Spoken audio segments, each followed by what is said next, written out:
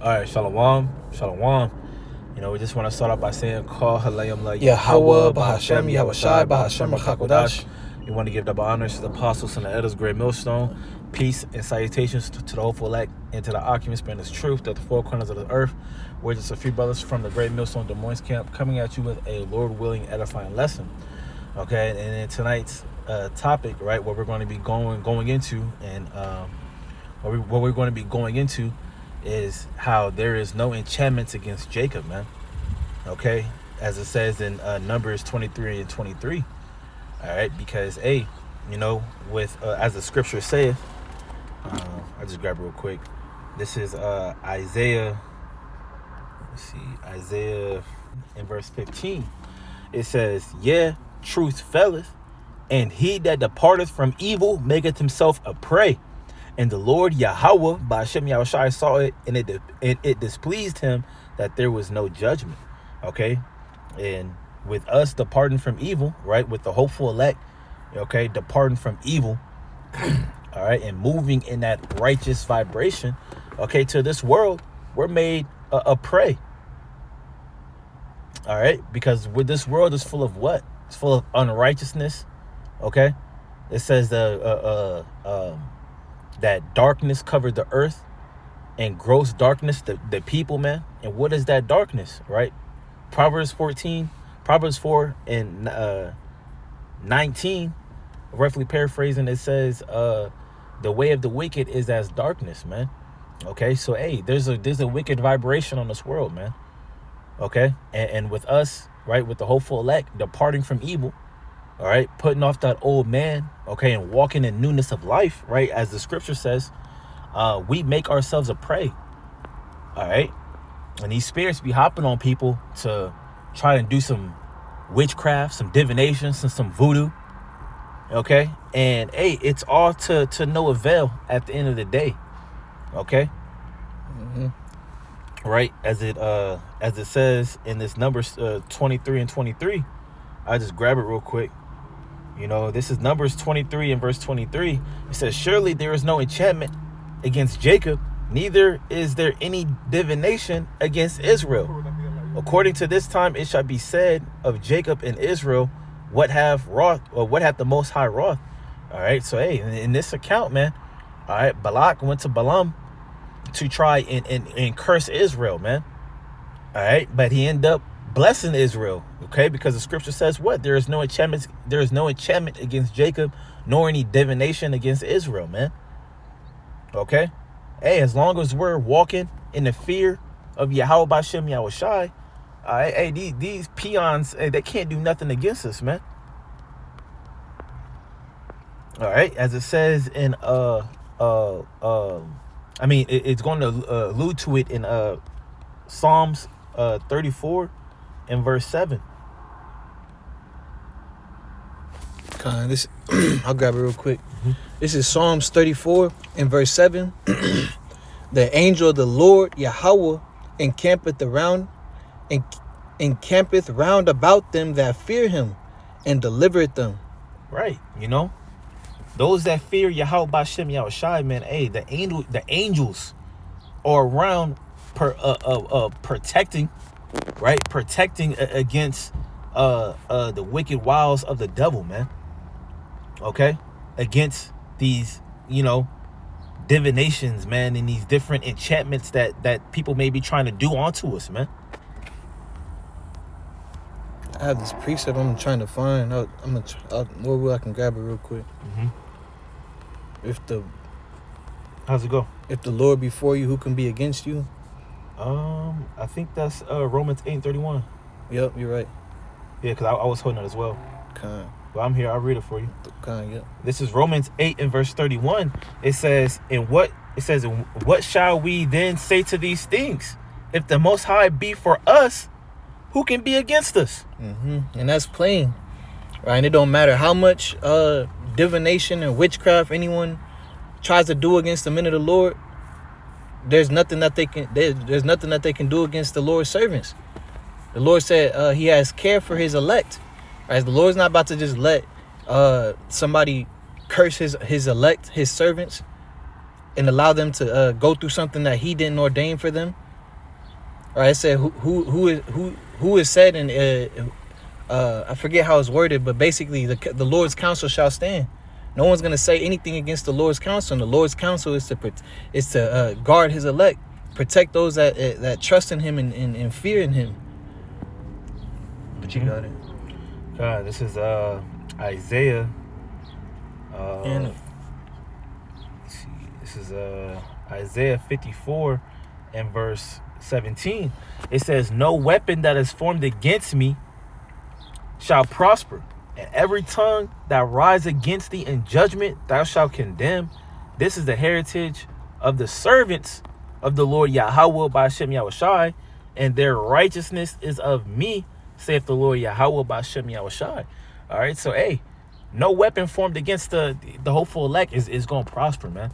Okay, you doing your juju, your voodoo, your boo-boo, your whatever, man. Okay?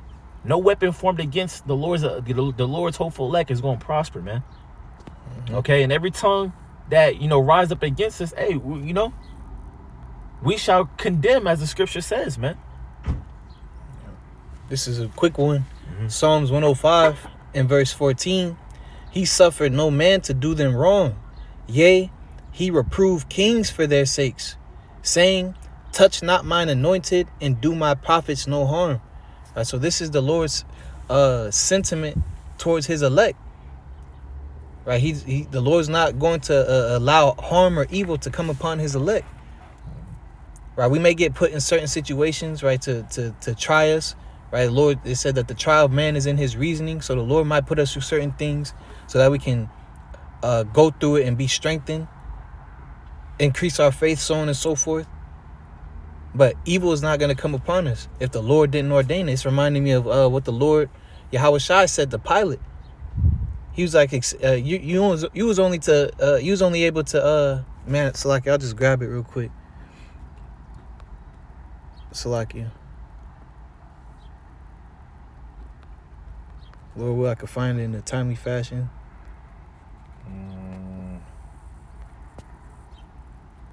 I think I got it. Let me see. Yep, that's it. John 19 and verse 11. Well, I'll start verse 10. I'll start verse 10. John 19 and verse 10, it says, Then said Pilate unto him, Speakest thou not unto me? Knowest thou not that I have power to crucify thee, and have power to release thee? Yahushai answered, Thou couldst have no power at all against me, except it were given thee from above. Therefore he had delivered me unto this says, therefore he that delivered me unto thee hath the greater sin. Right, and that's it. It's the same. That was like that with Yahushua. It's the same with the Lord's elect. It said, Thou couldst have no power at all against me, except it were given thee from above. Right, these different demons, these different spirits, they need to get permission in order to do whatever they need. They need permission to touch the Lord's elect. There's an example of that in the book of Job. Right, Job went to the Lord and he received permission to do what he did to Job. Satan. Slakia, for whatever I said. You said Job went to the Lord. That's bugged out. Yeah, Satan went to the Lord, man. And Satan had to get that permission to touch Job's flesh, man. Well, to touch his possessions and then to touch his flesh. Right. And the Lord put stipulations. The Lord put, a hedge. Yeah, he put a head. No, he put stipulations. Right? Hey, saying, hey, don't kill him. Yep. And it's the same with the elect, right? No, nothing, not these spirits, not these people can do anything against the Lord's elect, except it was given to them to be able to do from the Lord. Showing you who's really in power, showing you who's really in control. Right, and then the one that's really in control, the Most High, as you said earlier, man, he has care for his elect, man. Okay? His heart is to it says to give us an expected end. I got you. Okay. This is Jeremiah 29 and 11. For I know the thoughts that I think toward you, saith the Lord Yahweh, thoughts of peace and not evil, to give you an expected end. Hey, and that's the Lord's thoughts towards his elect, man. Okay? thoughts of peace, right? To give us that expected end, man. All right, and we have to believe that, okay? As it says in Matthew, the 28th chapter, right? It's in the 20th verse, but Yahweh Shai himself, right? It's in red letters. It says, I am with you always, even until the end of the world. Amen. All right, hey, we have to keep that prevalent in our mind, man. That the Lord is with us, man. And if the Lord is with us, who can be against us? Right? We got to keep in mind that the right hand is greater, far more greater than the left, man. All right? Right?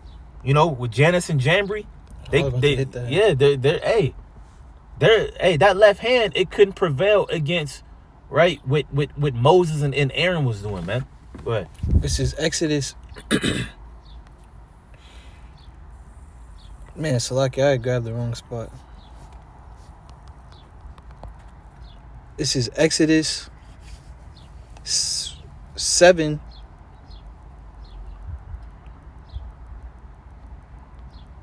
Bible Kashab, bear with us.